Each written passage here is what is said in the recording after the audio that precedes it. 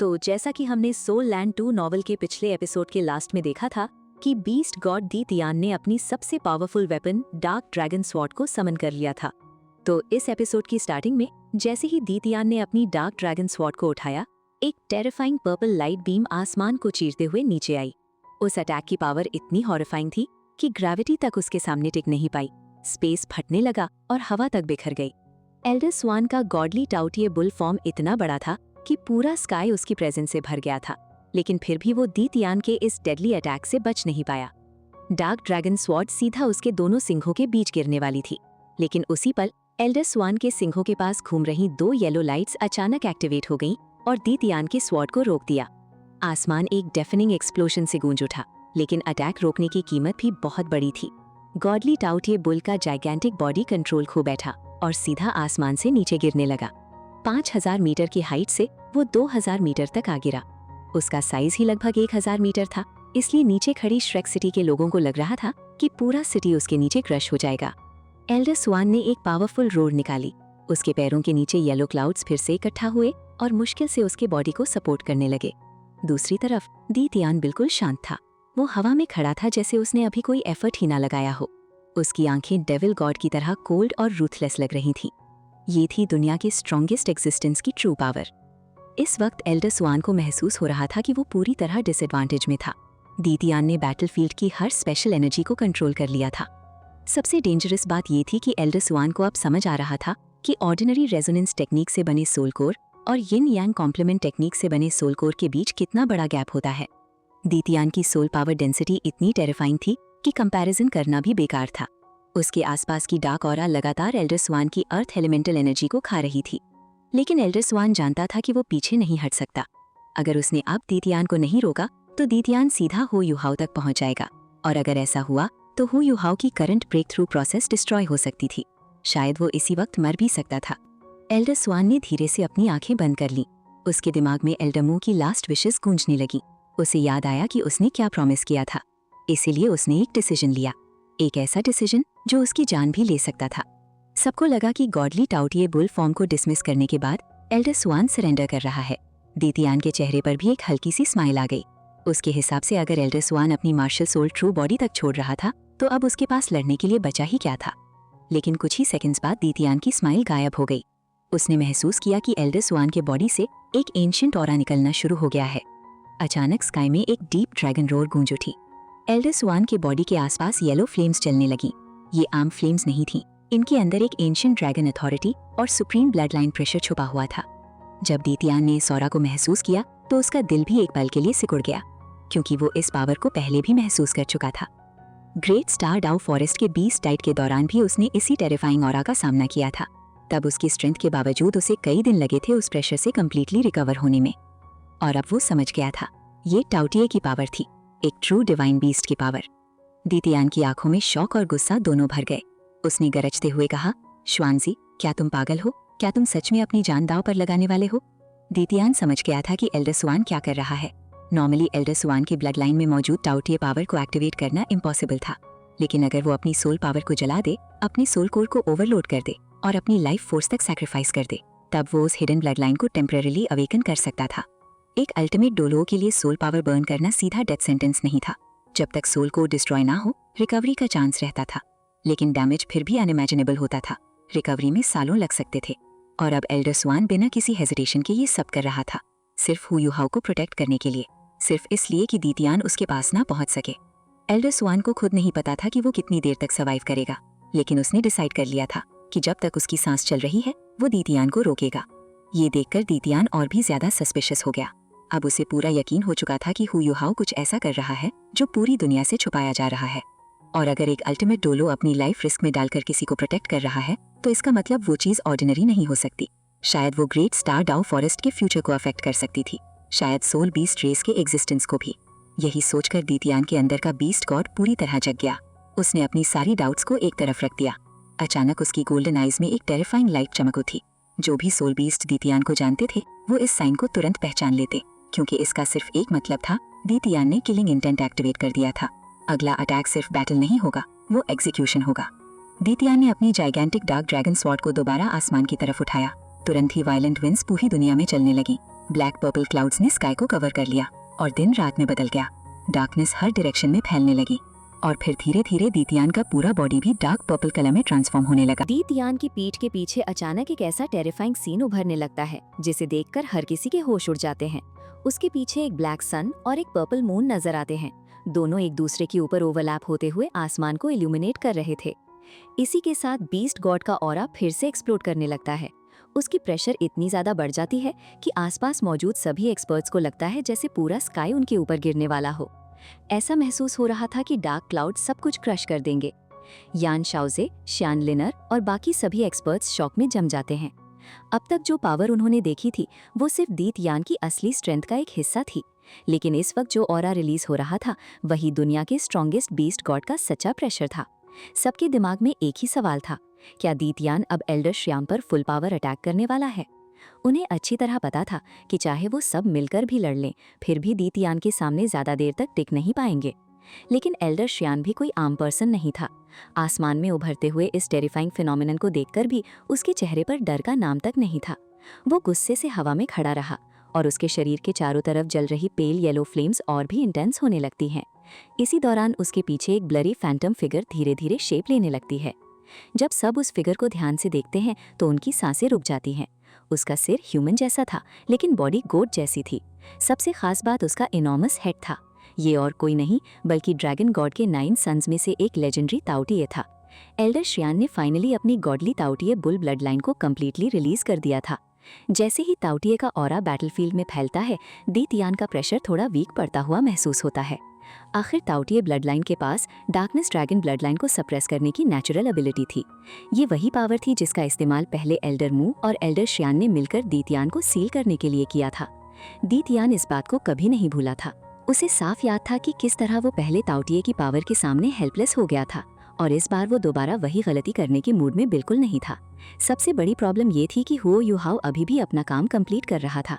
अगर उसके कंप्लीट करने से पहले दीतियान सील हो गया तो सब कुछ खत्म हो सकता था। इसीलिए दुनिया का स्ट्रॉन्गेस्ट बीस्ट गॉड एक ऐसा काम करता है जिसे देखकर हर कोई स्टंट रह जाता है। दीतियान अचानक ग्रेट स्टारडू फॉरेस्ट की डायरेक्शन में घुटनों के बल बैठ जाता है। वो अपनी डार्क ड्रैगन स्वॉर्ड को पीछे रख देता है और मिलिट्री सल्यूट की तरह एक रिस्पेक्टफुल जेस्चर करता है। ऐसा लग रहा था जैसे वो किसी सुप्रीम एग्जिस्टेंस को रिस्पेक्ट दे रहा हो। ये देखकर पूरा बैटलफील्ड साइलेंस में डूब जाता है। सबके चेहरे पर कंफ्यूजन साफ नजर आ रहा था। दीतियान जैसे प्राउड और इनविंसिबल बीस्ट गॉड को आखिर किस चीज के सामने झुकना पड़ा? क्या दुनिया में सच में कोई ऐसा एग्जिस्टेंस था जो दीतियान की रिस्पेक्ट डिजर्व करता हो? एल्डर श्यान भी उतना ही शॉक था। वो अपना ताओटिया ऑरा गैदर करके दीतियान को सप्रेस करने की कोशिश कर रहा था, लेकिन उसे समझ ही नहीं आ रहा था कि दीतियान का असली प्लान क्या था। और फिर अगला ही पल सबके लिए एक नाइटमेयर से कम नहीं था। ग्रेट स्टारडू फॉरेस्ट के ऊपर का स्काई अचानक चेंज होने लगता है। किसी वार्निंग के बिना पूरा आसमान रेनबो कलर से भर जाता है। 7 कलर्ड लाइट्स आसमान में स्वर्ल करने लगती हैं। ऐसा लग रहा था जैसे कोई डिवाइन एग्जिस्टेंस हेवन से डिसेंड करने वाला हो। रेनबो लाइट सिर्फ आसमान को ही नहीं बदलती बल्कि दीतियान के ब्लैक पर्पल क्लाउड्स को भी अपने रंगों में रंग देती हैं। उस मोमेंट पर दीतियान का ऑरा कंप्लीटली ट्रांसफॉर्म हो जाता है। पहले उसका ऑरा सिर्फ डोमिनेंस और डिस्ट्रक्शन से भरा हुआ था, लेकिन अब उसके अंदर एक सुप्रीम और सेक्रेड मेजेस्टी भी आ गई थी। जब दीतियान दोबारा खड़ा होता है तो उसकी गोल्डन प्यूपल सिल्वर में बदल चुकी होती हैं। उसकी स्वॉर्ड वहीं रहती है, लेकिन उसके आसपास का पूरा 1000 मीटर एरिया सिल्वर डोमेन में ट्रांसफॉर्म हो जाता है। ये देखकर एल्डर श्यान के होश उड़ जाते हैं। उसे तुरंत समझ आ जाता है कि ये पावर दीतियान की अपनी पावर नहीं है, ये किसी और सोर्स से बोरो की गई पावर थी। लेकिन सवाल ये था कि आखिर किस सोर्स से? जब तक वो इसका जवाब ढूंढने की कोशिश करता, तभी आसमान से एक अनइमेजिनेबल प्रेशर डिसेंड करता है। ये प्रेशर इतना टेरिफाइंग था कि एल्डर श्यान के पीछे खड़ा जायंट ताओटिया भी कांप उठता है। और फिर ड्रैगन गॉड के 9 सन्स में से एक लेजेंडरी ताओटिया धीरे धीरे झुकने लगता है। एल्डर श्यान की आंखें शॉक से फैल जाती हैं। ये इम्पॉसिबल था। कभी ताओटिया की ब्लड लाइन दीतियान को सप्रेस करती थी, कभी गोल्डन आइड ब्लैक ड्रैगन किंग को ताओटिया के सामने झुकना पड़ता था। लेकिन आज सब कुछ उल्टा हो रहा था। आज ताओटिया खुद दीतियान के सामने बाव कर रहा था। ये सीन देखकर ना सिर्फ एल्डर श्यान बल्कि श्रेक सिटी के काउंटलेस एक्सपर्ट्स और सन मून एम्पायर की आर्मी भी डिसबिलीफ में टूट जाती है। सबके दिमाग में एक ही सवाल घूम रहा था, ग्रेट स्टारडू फॉरेस्ट के अंदर आखिर छुपा क्या हुआ है? क्या वहाँ कोई एंशिएंट गॉड सो रहा है? क्या कोई सुप्रीम ट्रेजर मौजूद है? या फिर कोई ऐसा मिस्टीरियस एग्जिस्टेंस छुपा है जिसके सामने ड्रैगन गॉड के डिसेंडेंट्स भी रिस्पेक्ट दिखाने पर मजबूर हो जाते हैं? जब सब लोग कंफ्यूजन और फियर में डूबे हुए थे, तब दीतियान अपनी कोल्ड सिल्वर आइज से एल्डर श्यान को देखता है। उसके बाद वो धीरे से डार्क ड्रैगन स्वॉर्ड को अपने सिर के ऊपर उठाता है उस मोमेंट पर एल्डर श्रियान को एक और हॉरिफाइंग बात का एहसास होता है। उसकी कंट्रोल में रहने वाली अर्थ एलिमेंट एनर्जी अचानक उसकी बात मानना बंद कर देती है। वो एनर्जीज डर के मारे कांप रही थी। ऐसा लग रहा था जैसे एक ऑर्डिनरी सोल्जर अपने एम्परर के सामने घुटने टेक रहा हो। एल्डर श्रियान समझ ही नहीं पा रहा था कि एक dark element user earth elements को कैसे डोमिनेट कर सकता था। तब उसका दिल पूरी तरह डूब जाता है। उसे समझ आ जाता है कि चाहे वो अपनी सोल पावर को पूरी तरह बर्न कर दे, फिर भी अब दीतियान को सील करना इम्पॉसिबल है। और जब दीतियान की स्वॉर्ड फाइनली नीचे गिरेगी तो उसका एक ही मतलब होगा, हेवन शेकिंग डिस्ट्रक्शन। लेकिन तभी बिना किसी वार्निंग के आसमान में एक आवाज गूंजती है। आवाज ज्यादा तेज नहीं थी, लेकिन उसकी पावर इतनी ज्यादा थी कि श्रेक सिटी से लेकर 50 किलोमीटर दूर कैंप किए हुए सन मून एम्पायर की सोल्जर्स तक हर इंसान उसकी बात साफ साफ सुन लेता है। आवाज कहती है, बेस्ट गॉड, तुम अपना गुस्सा दूसरों पर क्यों निकाल रहे हो? अगर मैं वही हूँ जिसे तुम ढूंढ रहे हो तो मेरे पास आओ। हुआ युहाओ यही तुम्हारा इंतजार कर रहा है। जैसे ही हुआ युहाओ का नाम सुनाई देता है, पूरे बैटलफील्ड में सन्नाटा छा जाता है। हर इंसान का रिएक्शन अलग था। एल्डर स्वान, जो अभी तक डीटियान के प्रेशर के सामने अपनी लाइफ फोर्स तक जला रहे थे, उनकी आंखों में अचानक उम्मीद की चमक आ जाती है। वो तुरंत अपनी बर्निंग सोल पावर को रोक देते हैं और उनके पीछे उनका गॉडली टाउटियर बुल मार्शल सोल दोबारा प्रकट हो जाता है। अपनी असली पावर वापस मिलते ही डीटियान का प्रेशर उन पर पहले जैसा असर नहीं करता। दूसरी तरफ सूजी के दिल में इमोशंस का तूफान उठ चुका था। अब उसे समझ आ गया था कि डीटियान का असली टारगेट श्रेक सिटी नहीं बल्कि हुआ युहाओ था। इतने सालों बाद हुआ युहाओ की आवाज सुनते ही उसका दिमाग एक पल के लिए बिल्कुल खाली हो जाता है। इसी बीच श्रेक सिटी के अंदर से एक जेट ग्रीन लाइट आसमान की तरफ शूट करती है। वो लाइट इतनी फास्ट थी कि पलक झपकते ही बहुत ज्यादा हाइट तक पहुंच गई। सबसे हैरान करने वाली बात ये थी कि डीटियान की टेरिफाइंग ऑरा उस पर बिल्कुल भी असर नहीं कर रही थी। कुछ ही सेकंड्स में वो जेट ग्रीन फिगर एल्डर स्वान के पास आकर रुक जाता है। जब लाइट धीरे धीरे क्लियर होती है, तब सब देखते हैं कि वो कोई और नहीं बल्कि हुआ युहाओ है। लेकिन आज का हुआ युहाओ पहले वाला हुआ युहाओ नहीं था। उसने आइस वॉर गॉड्स आर्मर पहना हुआ था और आर्मर के नीचे से जेट ब्लू डिवाइन लाइट निकल रही थी। जैसे ही वो एल्डर स्वान के पास खड़ा होता है, एल्डर स्वान तुरंत महसूस करते हैं कि उन पर पड़ने वाला प्रेशर लगभग आधा हो गया है। एल्डर स्वान हैरानी से उसकी तरफ देखते हुए धीरे से पूछते हैं, क्या तुम सक्सेसफुल हो गए? हुआ युहाओ बिना किसी हेजिटेशन के सिर हिलाकर कहता है, हाँ। ये एक सिंपल जवाब था, लेकिन इसके पीछे छुपा मतलब बहुत बड़ा था। एल्डर स्वान के चेहरे पर खुशी फूट पड़ती है। वो जोर से हंसते हुए कहते हैं कि ये बहुत अच्छी खबर है। फिर वो डीटियान की तरफ मुड़कर कहते हैं, तुम हुआ युहाओ को ढूंढ रहे थे ना? देखो, वो तुम्हारे सामने खड़ा है। अब सबकी नजर डीटियान पर टिक जाती है। बेस्ट गॉड की आंखों में पहली बार कंफ्यूजन नजर आता है। वो हुआ युहाओ को देख रहा था, लेकिन उसकी कल्टीवेशन लेवल को समझ नहीं पा रहा था। ऐसा पहले कभी नहीं हुआ था। तब हुआ युहाओ शांत मुस्कान के साथ बोलता है, डीटियान, मेरे पास एक चीज है जो मुझे तुम्हें वापस करनी है। इतने सालों तक मेरी रक्षा करने के लिए धन्यवाद। ये कहकर वो अपनी कलाई हिलाता है और एक ग्रे लाइट सीधा डीटियान की तरफ उड़ जाती है। डीटियान अपना हाथ बढ़ाकर उस ऑब्जेक्ट को पकड़ लेता है। उसे देखने की भी जरूरत नहीं पड़ती, क्योंकि वो तुरंत समझ जाता है कि उसकी मुट्ठी में ब्लैक ड्रैगन का रिवर्स स्केल है। वही रिवर्स स्केल जो उसने कभी हुआ युहाओ को कंट्रोल करने और उसकी लोकेशन ट्रैक करने के लिए दिया था। इस मोमेंट पर डीटियान सच में शॉक हो जाता है। उसके दिमाग में एक ही बात चल रही थी, हुआ युहाओ ने उसका रिवर्स स्केल अपने बॉडी से कैसे निकाल दिया। ये तभी पॉसिबल था जब उसकी पावर कुछ समय के लिए डीटियान की पावर के बराबर पहुंच गई हो, लेकिन ये इम्पॉसिबल लग रहा था। कुछ समय पहले तक हुआ युहाओ एक नॉर्मल सोल डोलो था। वो इतनी जल्दी अल्टीमेट डोलो लेवल तक कैसे पहुंच सकता था?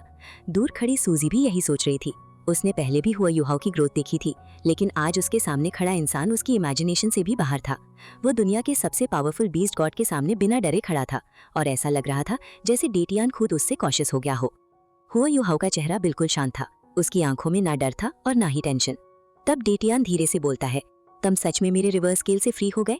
अगर मेरा अंदाजा सही है तो इसका सिर्फ एक ही मतलब हो सकता है। हुआ युहाओ अपने आर्मर का वाइजर ऊपर उठाता है और एक कॉन्फिडेंस स्माइल के साथ कहता है, बीस्ट गॉड, क्या तुम मुझसे लड़ने की हिम्मत करोगे? ये शब्द सुनते ही पूरा बैटलफील्ड हिल जाता है। श्रेक एकेडमी के एक्सपर्ट, सन मून एम्पायर के सोल्जर्स और सभी स्पेक्टेटर्स डिसबिलीफ में जम जाते हैं। हुआ युहाओ की एज क्या थी, उसकी एक्चुअल स्ट्रेंथ कितनी थी, और सबसे बड़ा सवाल, वो दुनिया के स्ट्रॉन्गेस्ट एक्सपर्ट को चैलेंज करने की हिम्मत कहाँ से ला रहा था?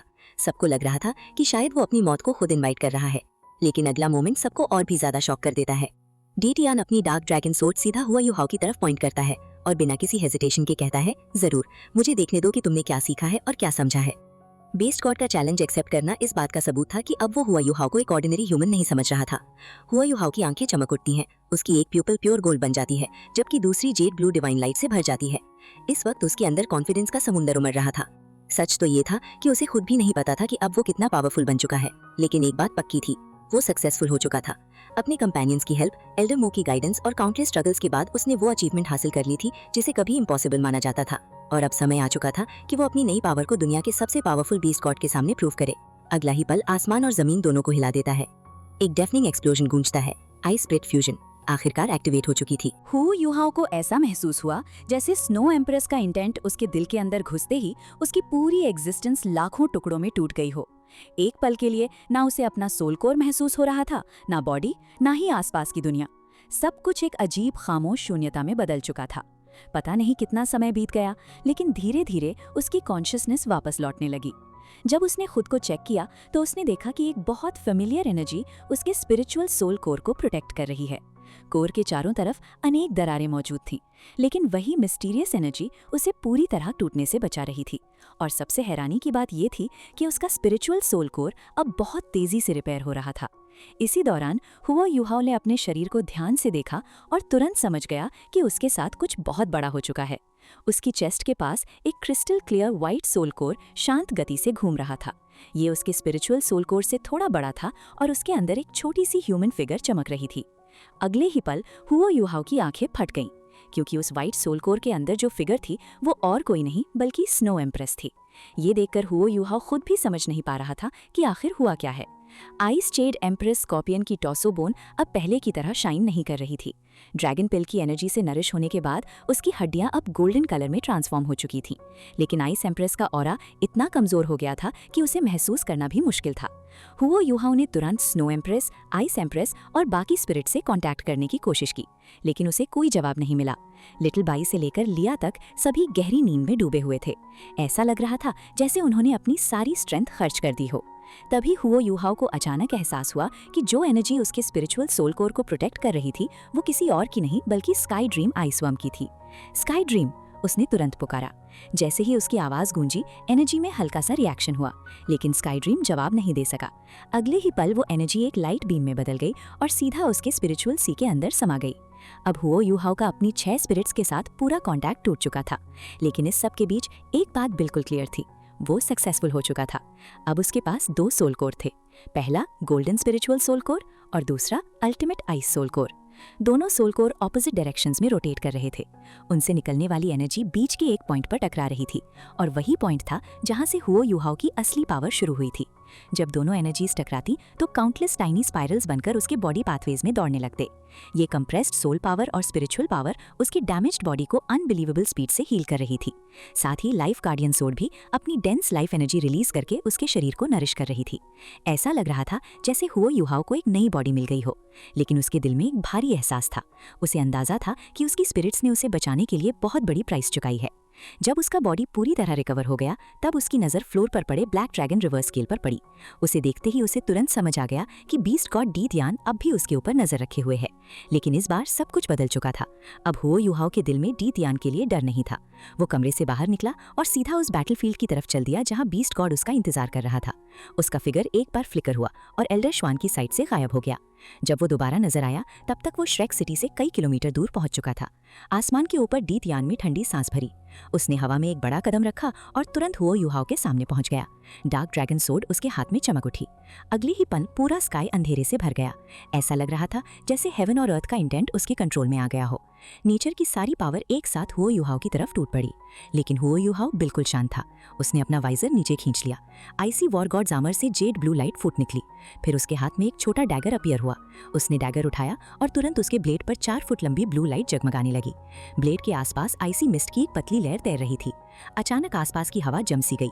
टेम्परेचर इतनी तेजी से गिरा कि बैटलफील्ड से बहुत दूर खड़े सन मून एम्पायर के सोल्जर्स भी उस ठंड को महसूस कर सके। डी तियान की प्यूपिल सिकुड़ गई। उसने तुरंत डार्क ड्रैगन सोड को आगे बढ़ाया। पर्पल ब्लैक सोड लाइट ने उनके बीच की स्पेस को चीर दिया। स्पेस में एक विशाल क्रैक खुल गया और विनाशकारी अटैक सीधा हुओ युहाओ के सिर की तरफ बढ़ा। ये सिर्फ डार्कनेस पावर नहीं थी, इसमें टेरिफाइंग स्पेशल पावर भी मिली हुई थी। और यही बीस्ट गॉड डी तियान की सबसे खतरनाक स्ट्रेंथ थी, डार्कनेस और स्पेस लॉस का परफेक्ट फ्यूजन। लेकिन इसी पल एक और अजीब बात हो रही थी। ग्रेट स्टारडू फॉरेस्ट से डी तियान जो पावर बोरो कर रहा था, वो धीरे धीरे कम होने लगी थी। जैसे कोई इनविजिबल फोर्स उसकी अथॉरिटी को सप्रेस कर रही हो। लेकिन डी तियान ने इस पर ध्यान नहीं दिया। उसका फोकस सिर्फ हुआ युहाओ पर था। सबको लगा कि हुआ युहाओ इस अटैक से बचने की कोशिश करेगा, क्योंकि ये वही पावर थी जिसे एल्डर श्वान जैसा एक्सपर्ट भी डायरेक्टली ब्लॉक नहीं कर सकता था। लेकिन हुआ युहाओ ने कुछ और ही किया। वो 1 इंच भी नहीं हिला। उसने डॉज करने के बजाय सीधा अपने डैगर को उठाया और डी तियान की सोड लाइट के सामने स्लैश कर दिया। ये देखकर दूर खड़े एल्डर श्वान, यान शाओजे, शान लेनर और बाकी एक्सपर्ट्स के चेहरे बदल गए। सबकी सांसें रुक गईं। उन्हें समझ ही नहीं आ रहा था कि हुआ युहाओ आखिर कर क्या रहा है। क्या वो सच में बीस्ट गॉड को चैलेंज कर रहा था? क्या एक ह्यूमन एक्सपर्ट डी तियान जैसे सुप्रीम एक्सिस्टेंस के सामने सीधा खड़ा हो सकता था?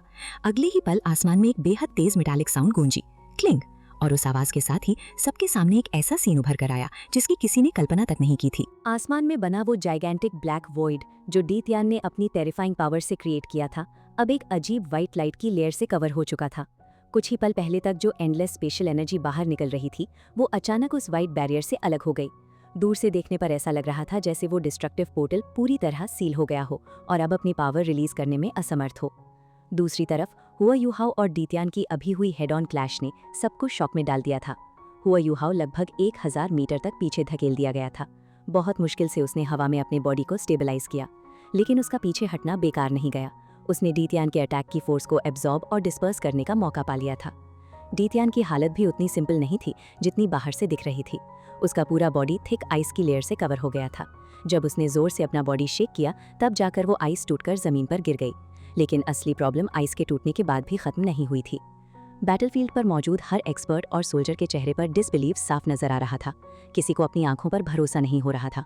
उन्होंने अभी अभी एक ऐसे ह्यूमन को देखा था जो सिर्फ 20 साल से थोड़ा ज्यादा उम्र का था और जिसने बीस्ट गॉड डी तियान के डायरेक्ट अटैक को सामने से रोक दिया था। ये कोई ऑर्डिनरी अचीवमेंट नहीं थी। डी तियान खुद भी अंदर से हिला हुआ था। उसे सबसे अच्छी तरह पता था कि उसके अटैक में कितनी टेरिफाइंग पावर थी। आइस की लेयर भले ही टूट चुकी थी, लेकिन उसके ब्लड और सोल पावर का सर्कुलेशन अभी भी बहुत स्लो हो गया था। अल्टीमेट आइस की चिलिंग एनर्जी उसके बॉडी के अंदर तक घुस गई थी। उसके माइंड में एक ही सवाल घूम रहा था, क्या ये लड़का सच में मेरी स्पेशल एनर्जी को सील करने में सक्सेसफुल हो गया, और क्या उसने अपनी अल्टीमेट आइस मेरे बॉडी पर इम्पोज कर दी? इस वक्त हुआ युहाओ की कंडीशन भी परफेक्ट नहीं थी। आइसीनेस और डिवाइन ऑरा से चमक रहे आर्मर के अंदर उसके बॉडी पर पर्पल ब्लैक क्रैक्स जैसी लाइंस ब्लिंक कर रही थीं, लेकिन आइस वॉर गॉड्स आर्मर से निकलती जेड ब्लू लाइट उन सब मार्क्स को जल्दी जल्दी कवर कर रही थी। बाहर से देखने वाला कोई भी उसकी असली हालत का अंदाजा नहीं लगा सकता था। अचानक हुआ युहाओ का फिगर हवा में डिस्टॉर्ट हुआ और वो मिराज की तरह गायब हो गया। ये सब इतनी स्पीड से हुआ कि डी तियान जैसा सुप्रीम पावर हाउस भी एक पल के लिए अपना टारगेट खो बैठा। उसे बस हवा में एक हल्की सी डिस्टर्बेंस महसूस हुई। इसी मोमेंट डी तियान की एक्सप्रेशन में पहली बार टेंशन नजर आई। अब उसे एहसास हो रहा था कि उसने हुआ युहाओ को बहुत ज्यादा अंडर एस्टिमेट कर दिया था। ये यंग ह्यूमन उसकी एक्सपेक्टेशन से कई गुना ज्यादा डेंजरस था।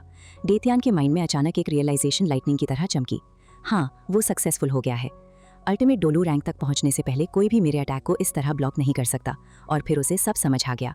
यिन यांग कॉम्प्लीमेंट टेक्निक, वही लेजेंडरी टेक्निक जिसके थ्रू हुआ युहाओ ने अपने ह्यूमन बॉडी के अंदर सेकंड सोल कोर क्रिएट कर लिया था।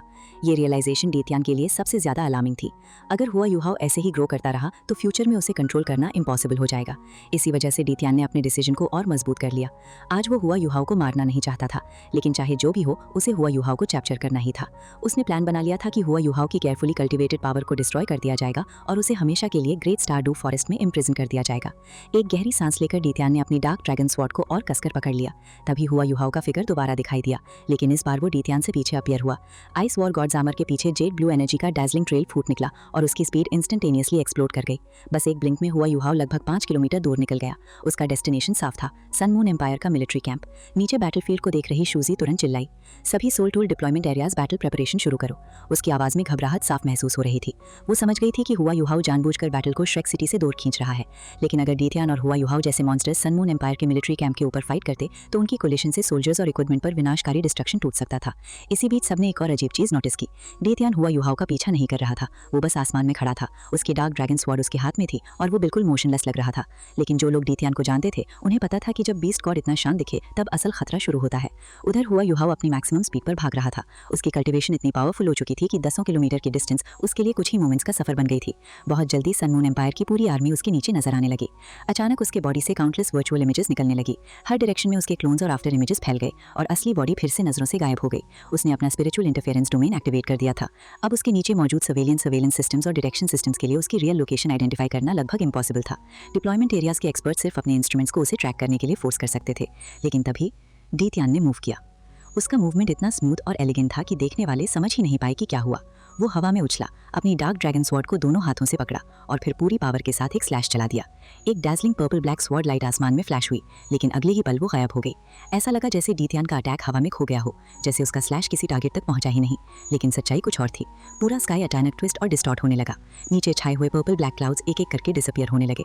सूरज दोबारा आसमान में चमकने लगा और उसकी रोशनी बैटलफील्ड पर बिखर गई। लेकिन सबसे डरा देने वाली बात ये थी, सूरज की रोशनी दिख रही थी पर उसमें जरा सी भी गर्मी महसूस नहीं हो रही थी। एल्डर शुआन को उस पल ऐसा लगा जैसे उसका दिल धड़कना ही भूल गया हो। अभी कुछ ही देर पहले बीस्ट गॉड डीटियन ने अपना विनाशकारी अटैक किया था और सबको लग रहा था कि इस बार हुओ युहाओ का बचना नामुमकिन है। लेकिन अगले ही पल जो हुआ, उसने बैटलफील्ड पर मौजूद हर सोल्जर, हर सोल इंजीनियर और हर एक्सपर्ट को शॉक में डाल दिया। डीटियन अपने पहले वाले शांत एक्सप्रेशन में लौट आया था, लेकिन उसकी नज़र सीधी सन मून एम्पायर के मिलिट्री कैंप पर टिकी हुई थी। वही कैंप जहां सबको लगा था कि हुओ युहाओ अब कभी वापस नहीं दिखेगा। और तभी एक ऐसी चीज हुई जिसने सबको सन कर दिया। हुओ युहाओ फिर से दिखाई दिया, लेकिन इस बार वो आसमान में नहीं था। वो सीधा सन मून एम्पायर के मिलिट्री कैंप के अंदर खड़ा था, जैसे मौत के मुंह से निकलकर वापस आ गया हो। उसके हाथ में मॉर्निंग ड्यू डैगर था और वो बहुत सावधानी से अपने आसपास देख रहा था। कैंप के सोल्जर्स ने तुरंत उसकी प्रेजेंस को महसूस कर लिया, लेकिन किसी की हिम्मत नहीं हुई कि उसके पास जा सके। आखिर कौन इतना पागल होता जो उस इंसान को चैलेंज करता जिसने ड्रैगन किंग डीटियन का डायरेक्ट अटैक झेल लिया हो।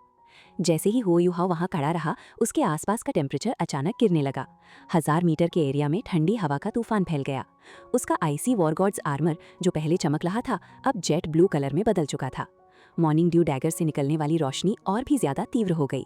तभी सफेद आईसी मिस्ट के बीच एक अजीब सी एनर्जी हिलने लगी। धीरे धीरे हुओ युहाओ के पीछे एक सुंदर और रहस्यमय फिगर उभरने लगा। उस फिगर के लंबे गोल्डन बाल थे, उसके चेहरे पर एक हल्की सी स्माइल थी। सबसे हैरान करने वाली बात ये थी कि उसकी एक आंख काली थी और दूसरी सफेद।